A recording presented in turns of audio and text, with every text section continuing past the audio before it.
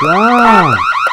Salut! Ça fait maintenant 2 ans que je me suis inscrit à l'auto-école pour pouvoir passer mon permis en conduite accompagné. Je viens tout juste d'atteindre les 3000 km. à parcourir avant l'examen et je vais donc pouvoir passer le permis très bientôt. Mais avant ça, je peux vous dire que pendant ces 2 années où j'ai appris à conduire, il y a forcément plein de choses qui m'ont marqué et je voulais revenir dessus avec vous. Et tout commence par numéro 1, le code.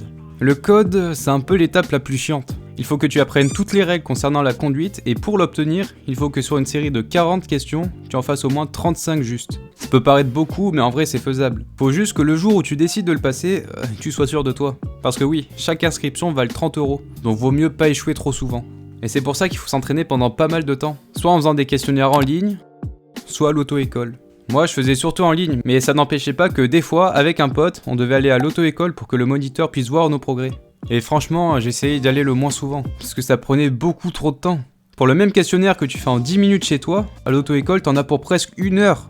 Déjà, une fois que t'as répondu, tu ne peux pas aller à la question suivante comme chez toi.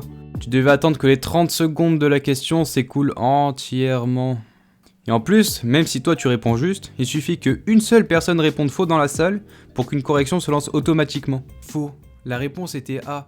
En effet, la bande blanche de démarque... Sauvez-moi. Donc voilà, 30 secondes par question, plus les corrections assez longues, ça fait quand même beaucoup de temps à s'ennuyer. Bon, heureusement qu'on fait pas faux à chaque question. Il y avait ce mec qui, comment dire, il était pas très doué. Normalement, les réponses de chacun restaient anonymes. Mais lui, on savait quand il avait faux. La réponse était C. Ah non. A. C. Merde. B. Je suis nul. Bon, au début, ça nous faisait rire. Mais au bout de la 20e correction que tu te tapes à cause de lui, même pour une question évidente du genre, dans cette situation, A. Je freine immédiatement. B. Il n'y a rien d'anormal. Ou tu penses enfin ne pas avoir droit à une correction qui dure des plombes, mais t'entends faux. La réponse était A. Oh mince, je me suis trompé de bouton. C'était plus la même ambiance. Donc voilà, j'ai préféré m'entraîner chez moi et quelques mois plus tard, j'ai obtenu mon code. Numéro 2, les premières heures. Il fallait donc que j'apprenne à conduire. Et je crois que c'est un des trucs les plus stressants que j'ai fait de ma vie. En fait, j'ai découvert que mon corps pouvait monter à des températures que j'avais jamais atteintes avant. On fait une pause? La toute première heure était déjà stressante.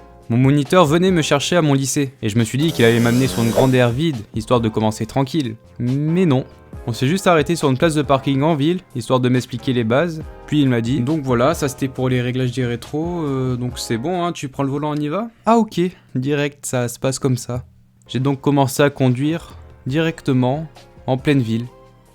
J'avais tellement peur que ça se passe mal, à tout moment je pouvais perdre le contrôle et faire une connerie. Et encore, je devais m'occuper que du volant, et pas du reste. Imaginez alors la première fois que tu t'occupes des pédales, que tu fais un démarrage en côte, que tu prends un rond-point, que tu prends l'autoroute. Bref, toutes les premières manœuvres que tu vas faire en voiture vont faire peur. Bouh. Numéro 3, conduire, c'est cool. Oui, je tenais à le rappeler dans le titre parce que depuis tout à l'heure je donne une image assez négative de la conduite. Mais en fait, conduire c'est cool, une fois que tu t'es habitué. Faut juste un peu de temps. C'est un peu le rêve d'enfant que t'avais depuis toujours et donc au bout d'un moment, c'est trop cool. Et puis en plus, je me suis pas trop mal débrouillé au final. Faut dire que j'avais un certain niveau à Mario Kart. Et c'est d'ailleurs pour ça que moins de choses m'ont marqué lorsque j'ai fait la conduite accompagnée. En plus, mon père me stressait pas trop pour ça. Voire pas assez. Tu veux pas rouler à 120, on avance pas là. Allô? Chouchou! Comment ça va?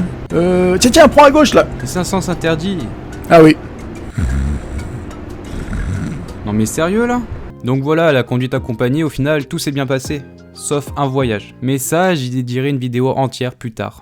Et enfin, dernière partie, ma première voiture. En fait, ce titre devrait plutôt s'appeler ma première voiture, celle que j'ai cassée même pas une semaine après l'avoir eue. Oui, c'est possible, je suis dégoûté.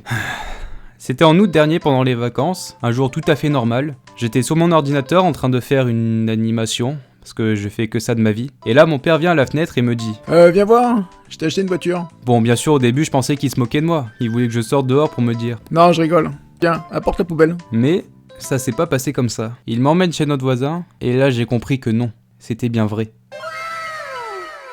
En fait, notre voisine était venue le matin même pour nous dire qu'elle vendait sa voiture, et mon père qui comptait m'en acheter une a sauté sur l'occasion. J'ai donc eu ma première voiture, qui serait mon cadeau de mes 17 et 18 ans, d'un coup, sans prévenir, comme ça. J'étais trop content. Merci papa. Mais bon, comme j'ai dit dans le titre, l'histoire s'arrête pas là, ce serait trop beau. Reprenons, j'avais ma voiture mais pas l'assurance, donc au début je pouvais juste la regarder, pas la conduire. Le seul truc que je faisais c'était la déplacer dans le jardin. Bon, vous voyez la connerie venir, hein. Regardez, ça c'est le plan de notre entrée. Ma voiture était garée ici, Et là, c'était notre voiture familiale, la Citroën Berlingo, aussi surnommée le Tank. Ce que je voulais faire, c'était simple, c'était me déplacer ici. Alors normalement, la manœuvre aurait été celle-là. Mais c'est pas ce que j'ai fait.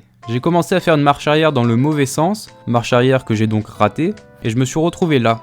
Et là, j'étais dans la merde. Parce que ce que vous savez pas, c'est que notre terrain est en pente. Pour réavancer et finir la manœuvre, il fallait donc que je fasse un démarrage en côte. Et pas me rater, parce que le Berlingo est garé juste derrière. Et je suis con, parce que je savais que je maîtrisais pas très bien les démarrages en côte. J'aurais dû appeler quelqu'un, mais au final, je me suis dit, bon allez, cette fois je vais y arriver, je suis pas plus con qu'un autre. J'ai essayé, ma voiture n'avançait pas, elle commençait même à reculer de manière très dangereuse sur l'autre voiture garée derrière, je savais pas quoi faire. Et là, tout le monde est en train de se dire, appuie sur le frein. Appuie sur le frein. Voilà, logique. Mais je sais pas ce qui s'est passé, mon cerveau a dû se déconnecter. J'ai continué d'accélérer au lieu de freiner et... J'ai vraiment pas aimé ce bruit. J'étais au bout de ma vie, j'ai réessayé. J'ai réussi à me remettre là où j'étais et... Ce qui est drôle, c'est que je me souviens être descendu de ma voiture en courant pour vérifier que la Berlingo allait bien. Puis je me suis rappelé qu'elle craignait rien. Et c'est là que j'ai compris. J'étais dépité. J'ai donc cassé ma toute première voiture avant même d'avoir pu la conduire réellement. Et je me déteste. Petit message de fin de vidéo. Bon déjà si vous êtes resté jusque là, merci beaucoup, j'espère que cette vidéo vous aura plu. Et sinon j'ai mis 2 mois à faire cette animation, je sais pas comment c'est possible. Alors ok elle était plus longue, mais bon quand même là j'avais l'impression de pas avancer. Je crois qu'il faut que je refasse mon organisation, parce que là c'est pas possible, j'en voyais plus le bout de cette animation. J'en avais un peu marre, mais bon maintenant je l'ai fini, j'en suis quand même fier, et je vais passer à autre chose. Merci à mon premier invité sur cette chaîne, Père, pour m'avoir prêté sa superbe voix suave. Qu'est-ce que je raconte ? Bref, je vous dis à la prochaine, pas dans 2 mois j'espère, et sur ce, au revoir.